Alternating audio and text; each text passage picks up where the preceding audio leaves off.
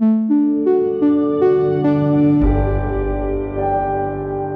Undeceptions podcast.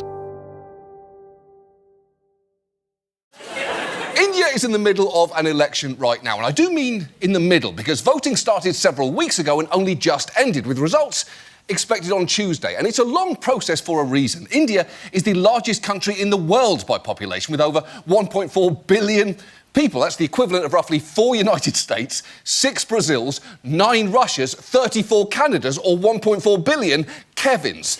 It is a lot of people, and the sheer mechanics of setting up an election that size are mind-blowing. That's comedian John Oliver covering 2024's Indian elections on his current affairs show Last Week Tonight. India is, of course, a big place. In fact, it overtook China in 2023 as the most populous nation on Earth. It has 1.4 billion people, nearly 18% of the whole world's population. In a fascinating article that looks at the opportunities and challenges facing the country, the New Statesman declared that India will define the 21st century. As always, the link is in the show notes. With India becoming a superpower, it would make sense to predict that Hinduism will become even more prominent around the world over the coming years. But there's a mostly unexplored story also developing in India. This great nation is home to an increasing Christian population, especially among the lower classes. And if that continues, say in the way it continued in China for the last 50 years, India's rise to prominence could cause Christianity in its Indian form to become a major player in the world. If the next century is China's and India's, it could also be Christianity's. Now, we've touched on all this before in 2 great episodes. Number 17, Hindu Priest, back in 2020, and number 75, Global Christianity. I spoke to former Hindu priest Rahil Patel in the former episode and a religious demographer, Gina Zurlo, in the latter. So, what's going on in India, and what might it mean for the world? I'm John Dixon with an Undeceptions Rewind.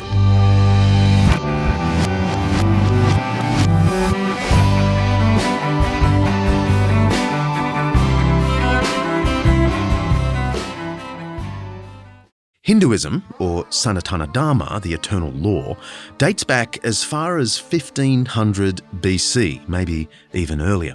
But it's not an easy religion to grasp. When someone mentions the word Christianity, you know immediately it has something to do with a person called Christ. When we say Buddhism, we think of the Buddha, the man Siddhartha Gautama. But when we come to Hinduism, things aren't so simple. The name tells you zero about the content. There was no such person as Hindu to give us Hinduism. And people in India don't even call it Hinduism. That word just comes from the Indus River in India. So Hinduism is really just a Western way of saying the stuff people near the Indus River believe. It's not super helpful.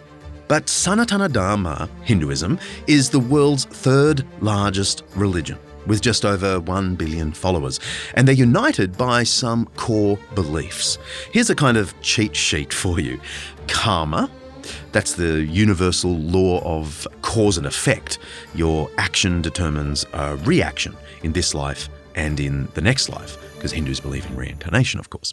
Then there's Atman. This is your true self, your very soul, as distinct from the personality you think of as you. And connected to Atman is Brahman. This is the supreme spirit within and around everything. Now, for some Hindus, it's simply the impersonal, animating principle of the universe. For others, though, it's close to the Western concept of one universal God. And then there's Dharma, or duties, the rites, laws, and practices that produce good karma and bring a Hindu into harmony with Brahman.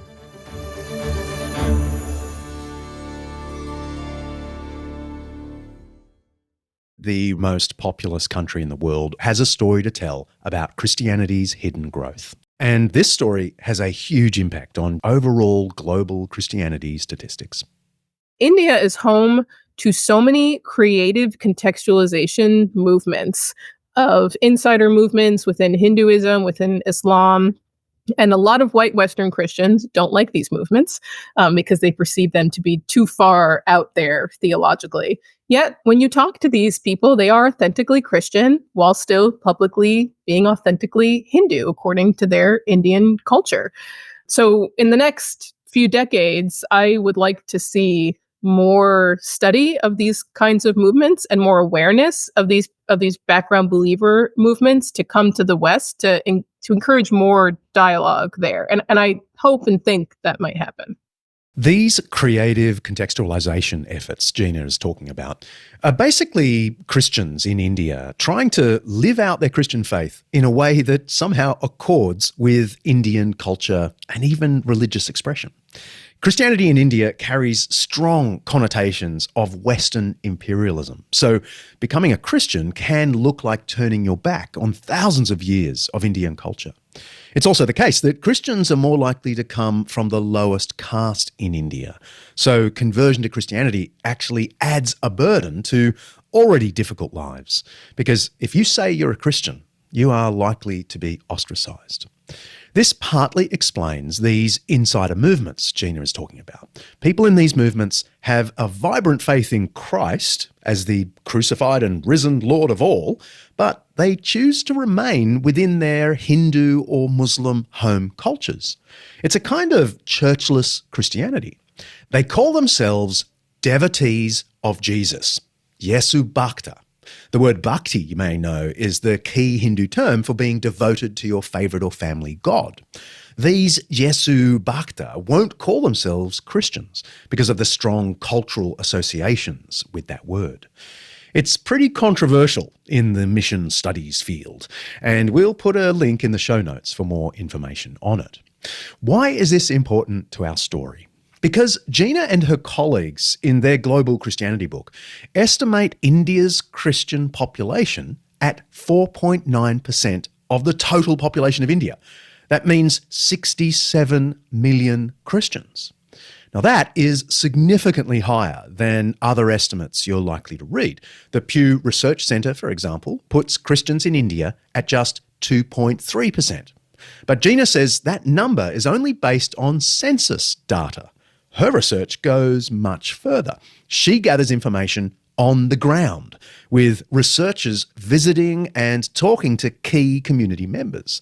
That's where they come into contact with these insider movements, devotees of Jesus, within Hinduism. More than that, they've also discovered that a huge number of Christian communities in India tick Hindu on the census. This isn't because they're part of the insider movement, it's because they feel local pressure to tick Hindu, or because in some regions it's actually dangerous to tick Christian.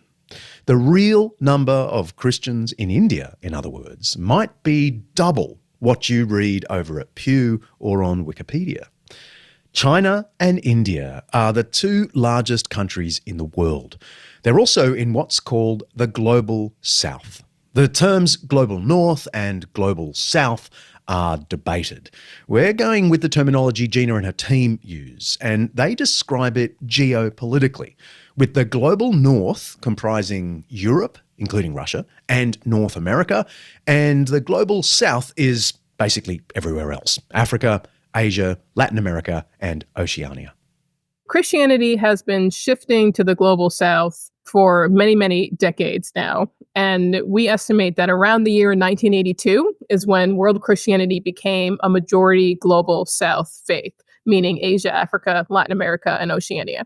That's pretty recent. That's in most of our lifetimes. So what does it mean for Christianity to shift to the Global South? Okay, demographically, there are more Christians living in one area than another.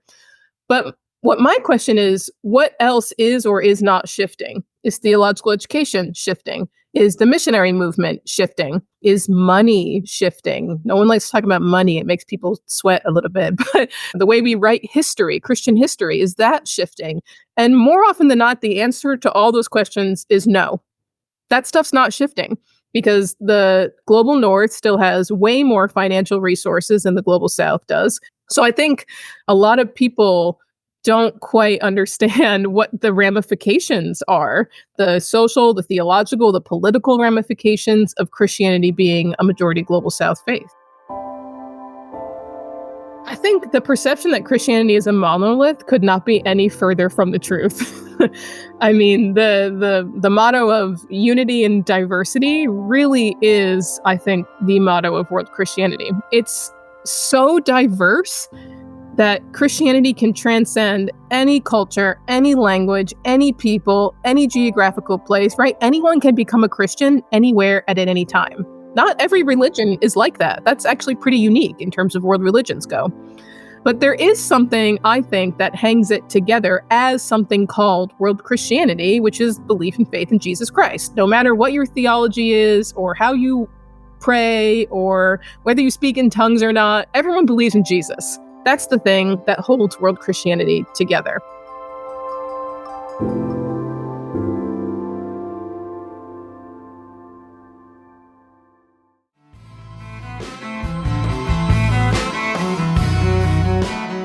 Hey, I hope you enjoyed this Undeceptions Rewind. If you want to hear more on all that stuff, head to episode 17, Hindu Priest, and episode 75, Global Christianity.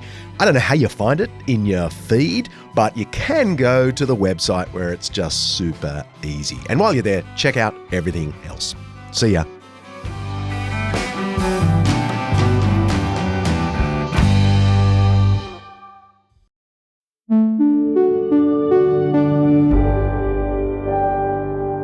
Undeceptions podcast.